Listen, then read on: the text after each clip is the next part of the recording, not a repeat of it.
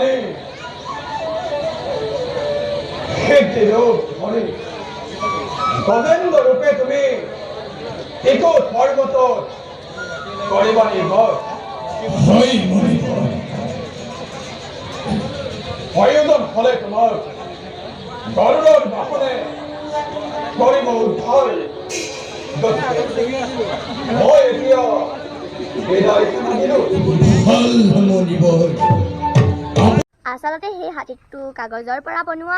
আমাৰ যি পাঞ্চজন্য নাট্য গোষ্ঠীৰ ফালৰ পৰা এই ভাওনাখন প্ৰদৰ্শন কৰা হৈছে ইয়াত দেখিলে গমেই নাপাব এইটো আসলি হাতী নে নকলি হাতী আপোনালোকে এই হাতীটো কেনেকুৱা পালে জনাব আৰু এই নাট্য গোষ্ঠীটোৰ প্ৰতি সন্মান জনাই এটা লাইক কৰিবলৈ নাপাহৰিব আজিলৈ তেন্তে বাই বাই